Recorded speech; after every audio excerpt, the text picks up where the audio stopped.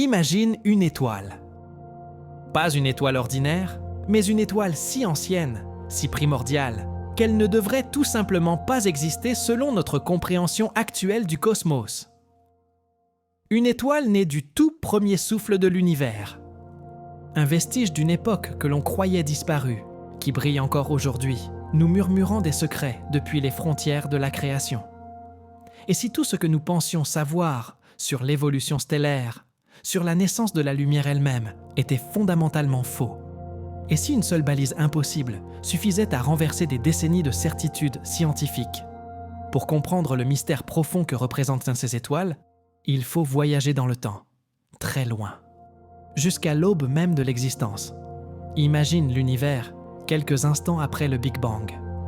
Un océan de plasma brûlant et dense qui se refroidit lentement jusqu'à permettre la formation des premières particules fondamentales, de l'hydrogène, de l'hélium, et pratiquement rien d'autre. Pas de carbone, pas d'oxygène, pas de fer, aucun des éléments lourds essentiels à la vie, ni même à la chimie complexe qui façonne notre monde. Ces éléments, que les astronomes appellent des métaux, n'existaient pas encore. Ils devaient être forgés dans le cœur incandescent des étoiles par fusion nucléaire, puis dispersés dans l'univers lorsque ces étoiles explosaient. Les toutes premières étoiles, appelées étoiles de population 3, étaient titanesques. Des centaines, parfois des milliers de fois plus massives que notre Soleil. Elles vivaient vite, brûlaient leur carburant à une vitesse extrême, puis mouraient dans d'immenses supernovas qui ensemencèrent le cosmos avec les premiers éléments lourds. Ce processus était vital. Sans ces géants éphémères, les générations suivantes d'étoiles, comme notre Soleil, n'auraient jamais pu se former. Elles étaient les premiers alchimistes de l'univers, transformant des éléments simples en briques fondamentales pour les galaxies, les planètes et finalement la vie. Pendant longtemps, le consensus était clair. Ces premières étoiles, à cause de leur taille immense et de leur mort rapide, avaient toutes disparu il y a des milliards d'années, sans laisser de traces observables directes. Du moins, c'est ce que l'on croyait. Puis, des anomalies ont commencé à apparaître. En 2005, les astronomes découvrent une étoile nommée HE 0107 5240 et elle provoque une onde de choc dans la communauté scientifique. Elle est très vieille, extrêmement vieille, et sa composition est presque uniquement faite d'hydrogène et d'hélium, avec une quantité de métaux incroyablement faible, moins d'un 200 millième de celle du Soleil. C'était du jamais vu.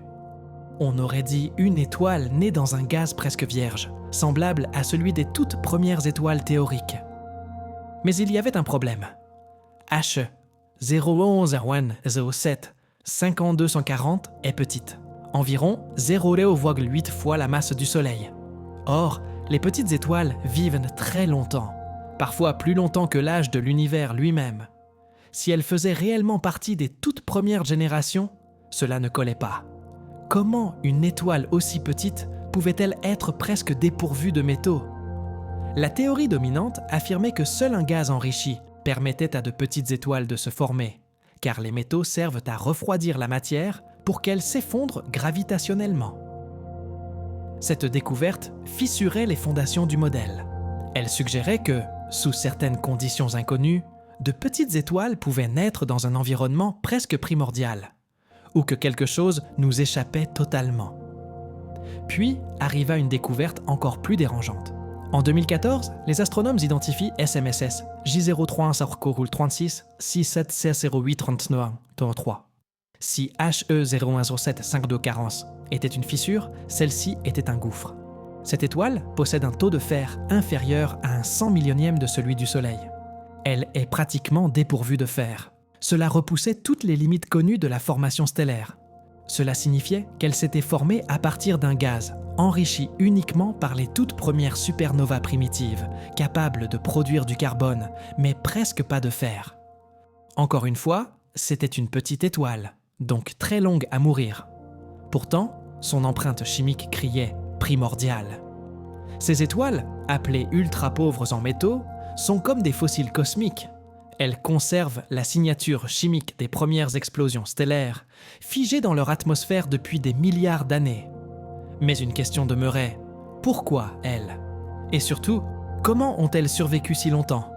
Quel mécanisme leur a permis de contourner les règles classiques de l'évolution stellaire? Et puis, en 2018, l'annonce de l'impossible tombe. Deux masses, J Blacker 08 2002 5143.8 B, surnommée l'étoile Mathusalem. Elle se trouve dans notre propre Voie lactée, à seulement 39 000 années-lumière, et elle défie presque tout. Sa métallicité est environ 100 000 fois plus faible que celle du Soleil. Cela la place parmi les meilleures candidates pour être une étoile de deuxième génération, formée directement à partir des restes d'une supernova de population 3e. Son âge est estimé à environ 13,5 milliards d'années. L'univers lui-même n'en a que 13,8.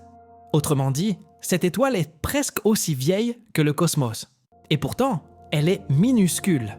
À peine 14% de la masse du Soleil. C'est là que l'impossible intervient. Selon tous les modèles classiques, une étoile aussi petite, avec si peu de métaux, n'aurait jamais dû se former dans l'univers primitif. Le gaz était trop chaud, trop diffus, incapable de se refroidir sans métaux pour s'effondrer en un objet aussi dense. Et pourtant, elle existe.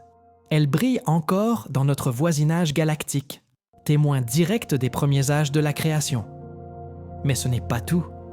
L'étoile Mathusalem fait partie d'un système binaire.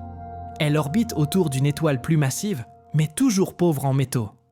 Ce détail ouvre des pistes fascinantes.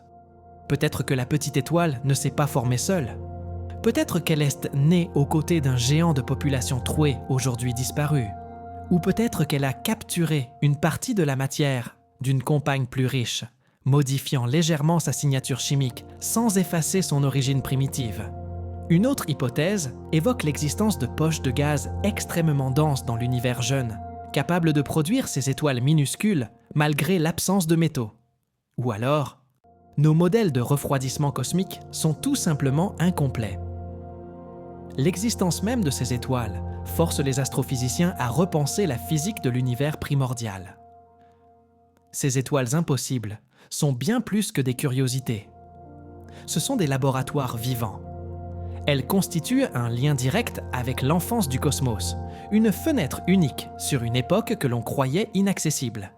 Leur faible teneur en métaux agit comme une capsule temporelle, conservant la composition chimique du milieu interstellaire d'il y a des milliards d'années. Quels secrets renferment-elles? Révèlent-elles un processus de formation stellaire plus complexe? Des types inconnus de supernovas? Ou même des interactions exotiques avec la matière noire?